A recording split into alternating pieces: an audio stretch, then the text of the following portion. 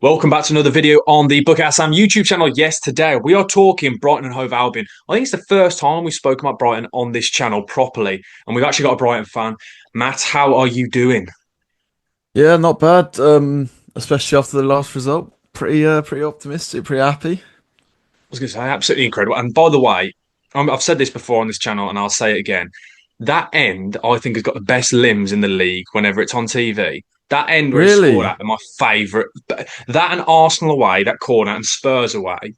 That those are the corners for me that are the best. But it's because it's right behind the goal, and everyone seems to like lift up out of the off the ground. It looks incredible whenever it's Yeah. on TV. I love it. When it's good, yeah. When it's good, it's brilliant. But when it's bad, it's just dead quiet. It's quite toxic, and people leave early. And that's one of the big criticisms of our stadium and atmosphere. Is just it empties so quickly. Like people are dying to get the train. It makes sense to be fair because the trains are awful and the queues are awful. So Look yeah. good, but I only ever see the when there's limbs because, to be fair, why would I see it when people are leaving? So, there you go. Some positivity to start off with. I thought we'd talk about Brighton though today and kind of ask your questions and give you your thoughts. I want to ask you straight away. We'll start off with what were your expectations going into this season, and how have they changed or at all or anything? We'll start at the end of last season. We finished the season very, very well and were very unlucky to not get Europe. If Palace didn't win the FA Cup, we would be in the Conference League right now. In fact, no, we would be in. I think maybe in Europa. Because wait, how would that work? Because Palace got demoted, didn't they? Just European competition anyway. So yeah, we were all pretty optimistic going into the transfer window. We splashed money early, bought in a couple of Greek lads, the Kuiper. It's all blanked out my mind now. A couple of centre backs as well, which is an area we really needed to improve. And on the back of last season as well, we'd last season was a bit of a transition season. A lot of people disagree with me for having this sort of transition opinion. But we brought in a lot of talent the previous summer, which wasn't quite ready for the Premier League, but it would be now after a season bedding in. You Yeah. look at Gruda, for example, and look at what he's doing now. A lot of typical Brighton signings, if you will. So yeah, we spend money, have a pretty good preseason. I think we went unbeaten, and I think yeah, very optimistic is the best way to put it. Especially after finishing last season strongly in the transfer window and whatnot. So yeah, I'd say on the whole pretty positive. Yeah, okay. No, I probably would agree because there's always a weird thing, especially from an outsider's point of view, when I'm kind of looking at Brighton and the transfer business. That I speak about this all the time. When with your model and buying in young talent all the time, there is also a risk that because it's worked often so well that they instantly bed in, which we've seen with some talent that you've had over the years, where it just seems to they've arrived and wow, they've arrived. Whereas there's always Yeah, going to be there's going to be a few players where you think, oh, okay, maybe they need another year and things, and that's kind of how that would affect your side. But I think realistically, last season you still did, in my opinion, you again overachieved because you looked at the start because and with the way that you've got so much youth players and the way they kind of bedded in over the point and as the season went on. Because I always joke that with Brighton, you start off as the best team on the planet and all the world. At the start of every season, you always seem to come out flying, and at the end of every season, so there's always like a real good feel good factor. Whereas it's yeah. whether it can keep going in the middle of the season. I don't know if you agree. That's just from an outsider's point of view. But I do think last season it was incredible. And as you said, like those that talent started to really bed in, which is why it's always exciting to see with the Brighton squads. Definitely, and you're absolutely spot on about starting the season well, finishing the season well. But this year has been a little bit different. I think the performances have been there. Definitely, we deserve to beat Fulham, bar a last minute corner, which obviously no one's happy about. And Fulham were awful all game, and that was one of their only chances of the game. So that was a really frustrating draw to get. And then at Everton away, it's their first home game in their new stadium. Of course, the atmosphere's up, and the team are right up for it. I thought we were okay first half, but second half we didn't create anything, so probably a deserved loss there. But we created a I don't lot of know. chances, just didn't finish them. I thought you should have got something out of that game. The chances you had in that Exactly. first half was ridiculous. That O'Reilly chance when he went round Pickford Yeah, and Pickford somehow because he's got little hands as it is. So the fact that he got to that is mental. But I thought in that first half you had some big chances, like a few huge ones, and really like you should have scored maybe one or two for definite in that first half. Obviously, then the penalty miss as well. It was kind of a as a whole. I thought you were really unlucky in that game. yeah, and Personally, watching Welbeck it from a missed. neutral. Yeah, Welbeck missed another chance as well. Welbeck had a honker that game, to be fair, and that's the sort of game where we needed a Gruda off the bench. For example, Hearts' subs haven't been or have been a big criticism of his. They're really, really inconsistent. Either they impact the game massively, like they did on Sunday, or they're rubbish and the timing's wrong, the personnel's wrong. And we had Gruda rotting on the bench when O'Reilly was probably the worst player on the pitch for 85 minutes. And we brought in a couple of Greek forwards, as I mentioned, Stefanos Simas, who, when we played Oxford away in the Carabao Cup, scored 2 goals in his debut. So everyone's really, really excited about him. And he scored the other day as well for the under-21s. He scored twice, I think. And we apparently he's not ready, which would make sense because, he's a young player coming in from the second tier in Germany. His last season was on loan at Nuremberg. And there should be a bedding in period. Like we're very good at giving players that time. But, we spent 40, 50 million on 2 Greek forwards, both of which, yes, were injured at the end of last season and in pre-season. So, as I say, you got to give them the time. But, we have forward options. So why not even bench cameos? If they're not ready, then 5, 10 minutes, even that, just chuck them on at the end of the game. Just didn't make Yeah, sense, really. I hear you. I hear you. So, kind of then now looking at, as you've said, from the start of the season, which goes against your normal kind of form, how you'd normally start a season. Obviously, though, the performance against Manchester City and the win, I feel like was huge, and it meant more than just a win, if that makes sense. I know it's a bit cliche, kind of really feels like the season started. I don't know if you agree with that. For sure. First off, a lot of people, I don't know if you watched it, but a lot of people, do you watch it? Just for I context. did, yeah. I had that and the Yeah. Forest game on at the same time. Yeah. For first off, a lot of people were sort of criticizing us for being overly negative, especially on Brighton Twitter, which wasn't really fun to deal with because I was the only one saying we were decent. I thought we were, to be honest. I thought you could see there were moments in the game for us to hit City on transitions. I thought the wingers could have definitely been a bit wider if we are going to play, long ball transitional football. And we have two of arguably the best wingers in the league, Matoma and Minte. And that's width is really the way to hit Manchester City. So yeah, we sort of sat in, defended. I had no problem with that and conceded one of the scrappiest goals you'll see all season. I think it went about through 2 or 3 players, and Haaland stuck it in the net and celebrated in front of the North Stand, which weren't fun because I'm right at the front of the North Stand, my season ticket. So yeah, had to deal with that. So he was picking on you, But basically. anyway, Yeah, he was, he was looking for you. yeah. And second half, we got out, we were aggressive, we pressed them. The mentality took an entire change really, and then about 60 minutes, we made 4 subs. We bought Milner, Rutter, Gruda, and I can't remember who the last one was. But they made a huge impact on the game.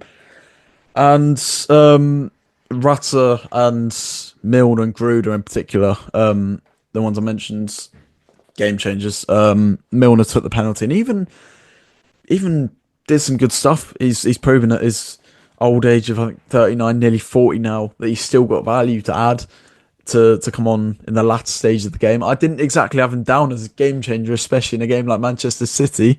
But here we are. But yeah, Gruda, just excellent. Just what more can I say? You saw him take it around the goalkeeper and just the composure to sit Trafford and Aiden down, just outstanding, really. And Rutter, again, changed the game.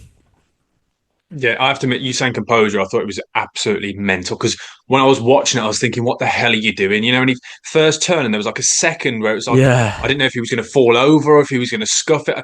I'm so used to seeing strikers in moments like that, and I'm like, hit the trigger, just shoot because it's Manchester City. You might not get this opportunity again. I was and then when he slotted it in, I was like, oh, okay, I kind of rate this. It's, as you said, composure was just like ridiculous for that. But as you said, with Milner, I think Milner in a game like that is kind of huge, especially when you've got a lot of young players around. It's the little differences. We talk about it all the time and experience. And I feel like, as you said, you're not expecting him to change a game, but it's a load of little simple things. The way he holds onto the ball, the way he knows when to move it faster and things. I hadn't watched him, and same as like you said, I never would look at him to come on to do something like that because he not only did he change the game to keep the ball and things, but he was also quite progressive with the ball at times. Like I really enjoyed his performance. I did. It kind of took me by like surprise. I thought he was just going to be a bit part player, but I think he just kind of reminded me there. This is James Milner. There's a reason why he's played for as long as he has done in the Premier League. yeah, and his longevity is outstanding. But the thing is, with Gruda in the week, he Oxford, he went through on goal, took it around the keeper, and tried to shift it on his left foot and butchered it completely when it was an empty net. And the thing is with Gruda, yeah, going back to him, he has a bit of an issue with his shot triggering and just knowing when to shoot. He gets into plenty of good positions on his left foot where he should shoot, that holds it an extra 2, 3 seconds and is just really hesitant to shoot, and it's a big frustration of his. Yeah, no, I hear that. I hear that because, as you said, there's nothing more frustrating than a striker because you. And I know it's obviously there's so much more to football and things, but it's really simple. A simple task where you're thinking a striker's job is to flipping shoot. I understand entirely because I think that's one of the most frustrating things, isn't it? Sometimes when you just think even just a pot shot, just have a just test the keeper kind of thing. I know it sounds really basic, but I'm with you. Okay, then, so going into this season, then you were feeling quite positive from the end. What are your thoughts now then off the back of those three games, especially off the back of that Man City game? It was, I think this is probably the toughest, on paper, toughest start to a season we've had for a good few years. You could argue last season was pretty tough as well. We had Everton away, United at home, and Arsenal away. We came out of that with, I think, what was that, 7 points. So 7 points out of 3 games was excellent. And this year, I think we can be content with 4 points. As I said, Fulham, we should have beaten, and if it wasn't for a last minute set piece, then we would be a lot happier. Yeah. And so you look at the performances from these games, and we've done well. Everton away is always going to be a tough game, especially their new ground on David Moyes and the amount of talent they've got. You can't really understate that. But beating City has now kind of just flipped the script a lot, really, and flipped the perspective. But we've still got very tough run of fixtures. I think we got something like Bournemouth, Chelsea, Spurs, Wolves as well. I mean, Wolves we should be beating, maybe Bournemouth as well. Still a tough run of fixtures. No game is easy in the Premier League, so we'll see in the next few fixtures, I guess. And these will be big.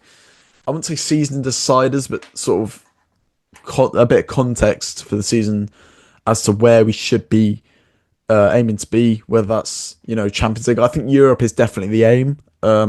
Europe of any sorts, but it's been publicly outed. The players have come out and said, we want to be top 6, top 5 once again.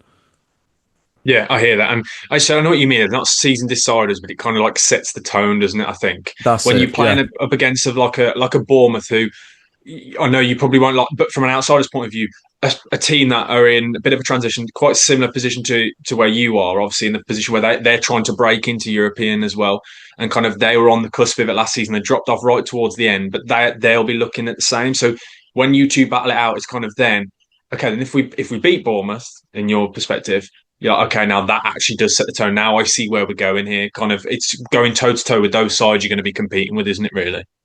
Yeah, exactly. And it's that kind of size. The last year it was Fulham, Brentford, and whoever else you got in that Europe chasing pack. I guess it's these important games, but it's the lesser teams that we struggled to beat. So this season, obviously, it's Leeds, Burnley, and Sunderland, and teams in the bottom half. Really, it's traditionally for us been a big issue whether we were fighting relegation or fighting for Europe. We batter them on paper and the stats you would have seen in previous years, but never seem to get the result. It's sort of it's in our DNA, I suppose.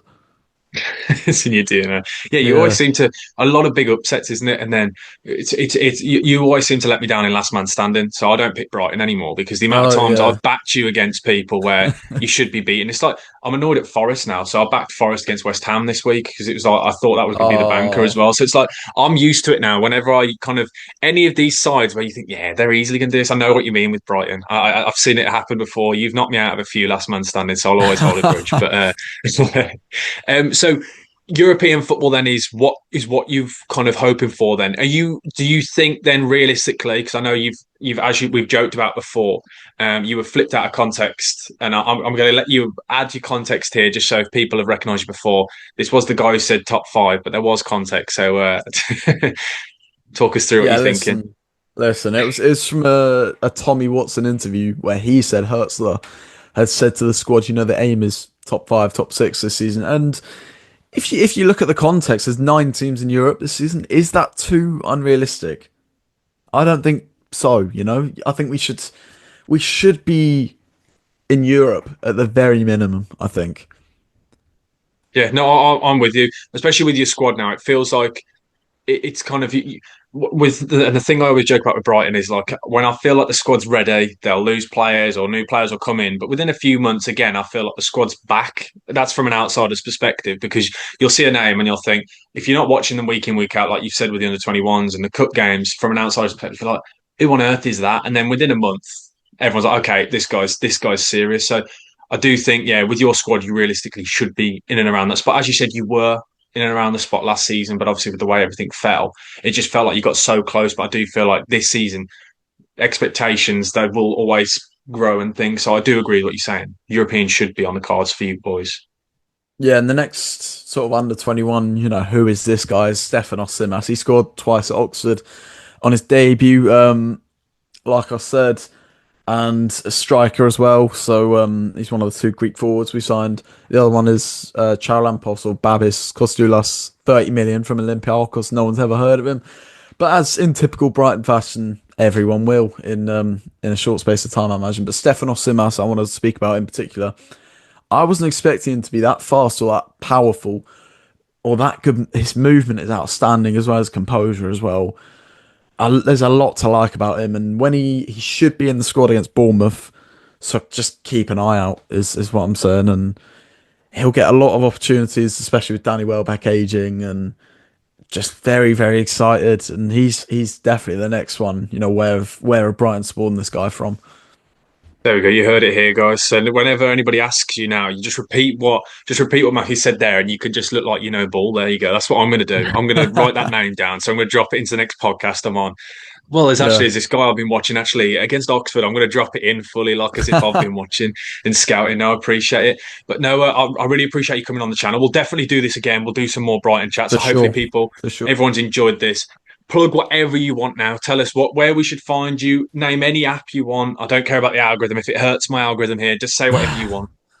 Um, TikTok, Maveryftbl, Twitter, MJavery11, and so with Instagram, MJavery11 as well. That's it. There you go, guys. The links to all of those will be down below. So go check them out and go send him some love when you go over there and tell him where you came from. But no, I really appreciate you coming on. And I Thank you for always having me like on. talking to fans when it's positive because being a West Brom fan, it's been quite negative for a few years. So I'm quite enjoying talking to fans at the minute. That's positive. And you seem quite positive about Brighton, which is always good. Definitely. And you guys done okay. You started okay, haven't you?